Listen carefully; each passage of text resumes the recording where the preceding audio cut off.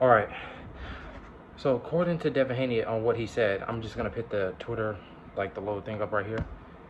He said Teofimo, technically that would be a duck, but if you recall, Teofimo, I believe it was last year, maybe the year before, that he tried to fight Devin Haney, and he showed his little receipt thing or whatever it was. But I want to break this fight down, like just even if it doesn't happen, I want to break down who's gonna win. So if you look at both corners, not even just let's we got to add everything into this because both fighters, their fathers determine sometimes how they can fight. Let's go with Teofimo for example first. Teofimo, his father seems very, very emotional, but I look at his father and I'm like, damn, his father sounds very emotional, but he can gather his own thoughts together to be like, all right, my son needs to start doing this so that we can win. Like if you listen to him, like he did an interview with Punch Drunk. Shout out to Punch Drunk. And in that interview, he was talking about, oh, like I was basically telling my son like stay back, this and this and this, and like he said I should have let my son do this, this and this and this, but his son seems like he's the loose cannon. And now let's go on to Devin Haney with him and his dad. Devin Haney, if you saw when he was fighting Lomachenko, because they both have that common opponent, Lomachenko, and they both very close fights. And a lot of people thought Devin Haney lost to Lomachenko, which I did too. Teofimo, I thought Teofimo did win because, you know, the injury and all that with Lomachenko. But anyway, Devin Haney, when him and his dad seems like he can be more effective than he can. If you look when him and Ryan did the little face-off, and Ryan pushed him, and then you saw how they had to hold his dad back. His dad was like, "You fucking pushed my son." That shows me that you got to get to his dad. Like don't talk shit to Devin. Talk shit to his dad. Come for his dad, so that his dad is thinking, "Damn, I want my son to whoop. I don't want my son to box him. I want my son to whoop his ass." And then that's a lot, right? To me that's a lot. And then now when they both fight, obviously Teofimo struggles with people that are boxers. Sandor Martin, for example. And Sandor Martin has a little pop too. Technically, people call him Pelo Fisted, but he does have a little pop. And we know Teofimo, he could take a pump. They both have been dropped. Teo's been dropped one time, which was against Cambosis.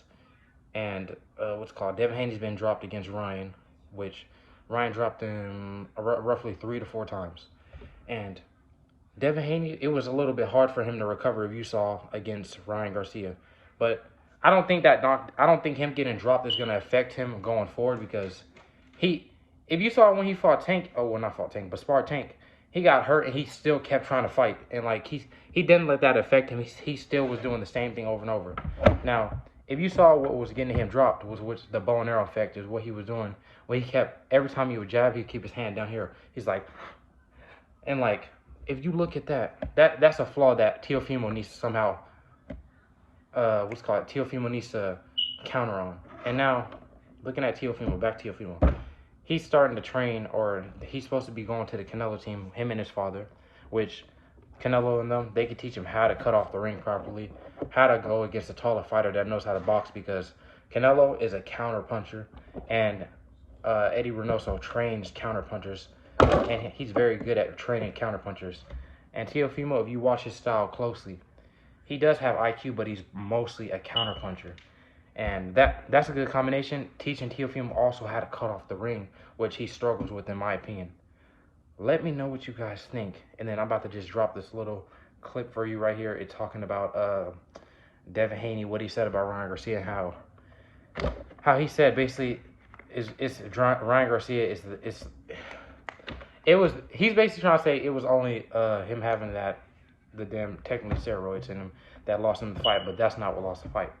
And if you're being logical, that's not what lost him the fight. Even if Ryan wasn't on that, I think they made the right choice by taking the win away, because he's being an example. Like, it's on the boxer to make sure that all his supplements are correctly, all his supplements don't have anything, like they're not tampered. So that he's being an example. So I think that was right, taking the win away from Ryan Garcia. But if they fight again, Ryan Garcia is gonna win in my opinion. So let me know what you guys think of this clip right here, and I'm out. Okay, where did I go wrong?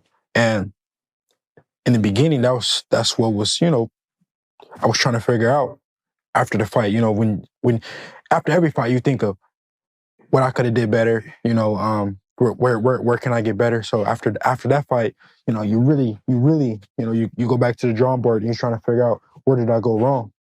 And I couldn't figure it out. I couldn't, you know, I fought a guy who did everything wrong leading up to the fight. It me doing everything right.